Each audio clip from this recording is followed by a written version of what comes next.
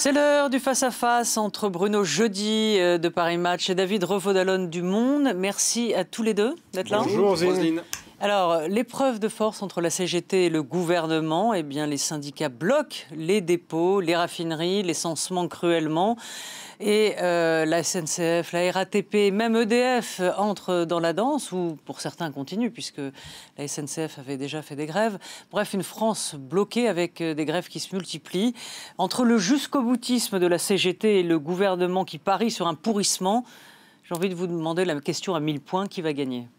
À ce stade, difficile, puisque l'épreuve de force commence, la véritable épreuve de force vient d'être engagée, difficile de déterminer qui va être le gagnant. Ce qui est certain, c'est que ça risque d'être surtout perdant-perdant. D'abord, si on regarde un petit peu les sondages d'opinion, il y a un Odoxa qui est sorti ce matin dans le Parisien, on voit que, bien sûr, l'opinion est exaspérée par ce jusqu'au-boutisme de la CGT, qui est suicidaire. Puisque c'est pas comme ça qu'elle va remplir les cartes et le nombre d'adhérents. Et puis c'est surtout comme ça qu'elle va se décrédibiliser totalement.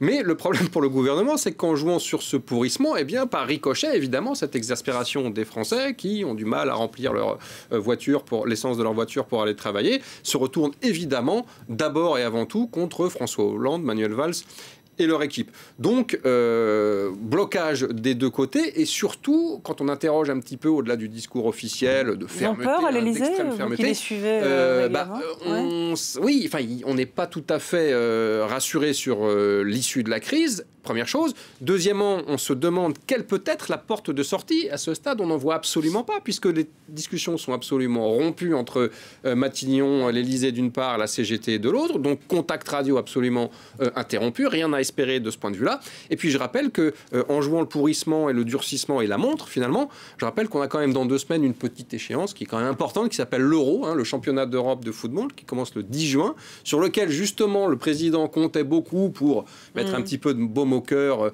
du pays et justement persuader les Français qu'enfin ça va mieux. C'est son antienne depuis 2 mois. Si le pays est totalement bloqué à l'ouverture de l'euro, que les touristes et supporters ne peuvent pas se déplacer et qu'on assiste en France, tout ceci sous l'œil des caméras du monde entier. Cela dit, les militants de la CGT vont regarder peut-être le foot aussi. Et puis surtout, ils pourront se déplacer parce qu'il y a un service minimum dans les transports. Dieu merci, les gouvernements précédents ont sauvé cet aspect-là. Donc on pourra se déplacer. Il n'en reste pas moins que, David vient de le décrire, pour le gouvernement, il y a du perdant dans l'air. La CGT, à mon avis, a déjà perdu. Elle n'a plus grand-chose à gagner. Elle essaie de sauver ce qui est encore sauvable dans cette centrale qui fut naguère il n'y a plus grand-chose, syndicat français. Et il n'y a plus grand-chose. Qui est cornaqué par les trotskistes. Et ce qui reste ne sera pas sauvé. Philippe Martinez essaie de gagner ses galons de chef dans cette affaire.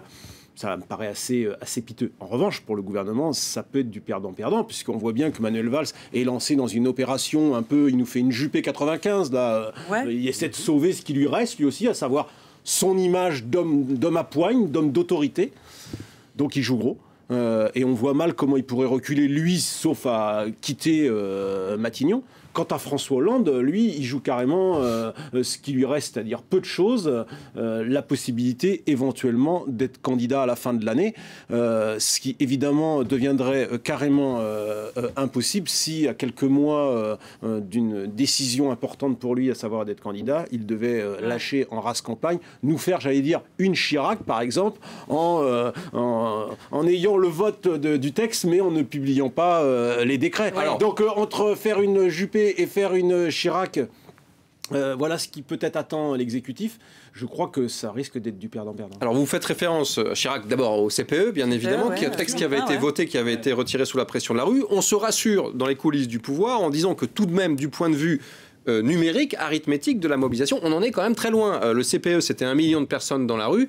Là, on en est extrêmement loin. Simplement, on a des poches extrêmement radicalisées. C'est le mot employé par le Premier ministre, qui d'ailleurs durcit beaucoup le ton. Il a parlé de prise d'otage, de radicalisation. C'est un vocabulaire qui, quand même, est celui-là. Qui rappelle quelque chose de plus terrible encore. Voilà, qui rappelle bien sûr quelque chose de plus terrible. Donc il y a une montée en gamme dans l'affrontement, une forme d'escalade dans le rapport de force.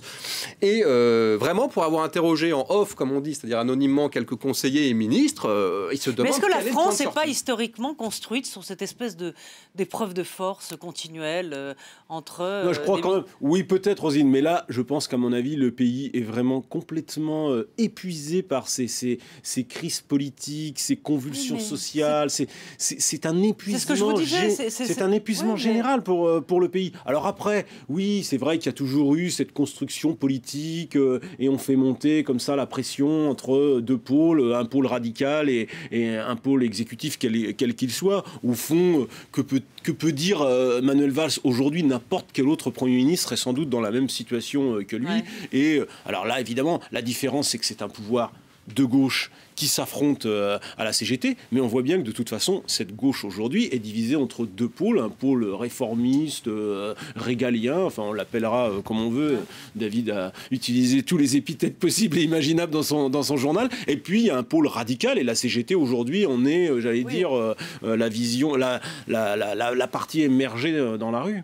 Alors on dit que la CGT il y a beaucoup de trotskistes, hein. La base est assez trotskiste. Est-ce que, eh bien, comme on l'a vu parfois dans l'histoire, les trotskistes font le lit de l'extrême droite? En tout cas, mais je dirais que ça va même au-delà des trotskistes. Vous avez sur le plan syndical et politique une gauche qui s'oppose très clairement et de façon extrêmement violente depuis le début du quinquennat, mais de plus en plus à l'approche de la présidentielle. Elle est incarnée par Mélenchon et d'autres qui vont de Duflot aux frondeurs sur le plan politique. Et la CGT est dans une moindre mesure... Qui met un signe égal entre Sarkozy et Hollande. Absolument, qui met un signe égal entre Sarkozy et Hollande. Et le discours, le service après-vente actuel de Valls et Hollande, plus discrètement Hollande, parce qu'il ne peut pas non plus apparaître aussi dur et aussi conflictuel que le Premier ministre, mais il emboîte le pas tout de même, c'est que cette période...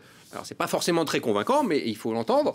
C'est une période aussi de clarification vis-à-vis de la gauche qu'ils appellent irresponsable, qui refuse les responsabilités gouvernementales, et la gauche syndicale irresponsable aussi, qui refuse la réforme. En gros, il y a nous, le gouvernement, les réformateurs, les réformistes qui voulons aller de l'avant sans casser le modèle social, ce que prépare la droite, c'est leur discours. Et de l'autre côté, le camp de la réaction qui, paradoxalement, est incarné par la CGT. Mais ça, David, ça signe, j'allais dire, 20 ans d'opposition pour la gauche dans les années qui viennent. Puisque c'est exactement ce qui s'est passé en Allemagne, ce qui s'est passé, ce qui se passe en Espagne, et on voit en Angleterre un leader du Parti travailliste qui est aujourd'hui dans une situation absolument impossible de reconquérir le pouvoir. C'est-à-dire que c'est une gauche qui se fracture entre un pôle réformiste et un pôle contestataire, et là, c'est la gauche française, elle n'est pas prête de revoir le pouvoir. Je pose ma question 2017, sur la gauche. Est-ce que la CGT ne fait pas le lit de l'extrême droite? C'est-à-dire que, je crois que d'abord, l'extrême droite est déjà très très forte dans le pays, puisqu'on voit bien que dans tous les sondages, Marine Le Pen est déjà qualifiée. C'est vrai que la contestation... Quand je dis le lit... Ce qui se passe dans des villes comme Nantes ou Rennes, on en a déjà parlé ici, ce qui se passe aujourd'hui, évidemment, mais ça c'est assez, j'allais dire, c'est pas la première fois, le blocage des raffineries, des stations d'essence en 2010, on a déjà vu ça. Effectivement, c'est du carburant pour Marine Le Pen et le Front National. Et le Front National, on a vu les passerelles. Il y a beaucoup de militants CGTistes qui sont passés avec armes et bagages directement au Front National. Il y a quelques élus célèbres maintenant qui dirigent des communes. Donc oui, effectivement, en partie, c'est le cas. Oui. Alors après, il y a aussi une question qu'il faut poser. C'est-à-dire que cette loi El Khomri, on en a parlé depuis des semaines sur ce plateau, et on était d'accord pour dire que le texte avait quand même été largement désubstantialisé, plutôt vidé de sa substance, qu'il n'y avait plus grand-chose, même si la question de la hiérarchie des normes... La hiérarchie des normes, c'est quand même important. Et le point, évidemment, le point d'achoppement. C'est pour ça que les routiers font... Je constate qu'un texte qui est quand même, sur lequel on s'accorde à dire qu'il est beaucoup moins, qu'il a beaucoup moins de contenu politique qu'au début, mais quand même la France en quasi-paralysie. Et donc, il faudra savoir ce que va donner, quel que soit le candidat qui soit désigné à droite à l'issue de la primaire, que s'agisse de Fillon, Juppé ou Sarkozy. Il faudra voir, parce qu'il nous prépare quand même, et on le dit aussi, une position libérale assez amère, et je demande quel sera l'état de la France et quelle sera la rédaction des syndicats à ce moment-là. À ceci près, David, qu'ils annoncent la couleur avant et ils seront élus sur une forme de contrat avec le pays. Oui, mais... Ce n'est pas dans le programme de François Hollande. Oui, mais Bruno, est-ce que vous pensez que l'urne... Je comprends qu'une partie de la gauche soit exaspérée par cette loi qui arrive en fin de mandat et qui n'étaient pas inscrits. Vous pensez que l'urne sera plus forte que la rue, sous prétexte que Juppé, prenons Juppé, oui, mais Juppé qui dit je vais. Je suis pas optimiste, je fais confiance quand même en partie à la démocratie qui fait que ce sera. Mais gouverné par ordonnance, tout le monde va hurler. Un pauvre 49.3 sur la loi El Khomri et il y a le feu au pays. Vous imaginez 100 milliards d'économies ou 1 million de fonctionnaires en moins, ou effectivement 3 mois de gouvernement par ordonnance. Je l'imagine. La France qui est bloquée. Je l'imagine. La France a fait. Je l'imagine tout à fait, à condition que les 10 candidats de droite donnent les détails des économies qu'ils vont faire. Pour l'instant, c'est vrai. On en est à des grands équilibres.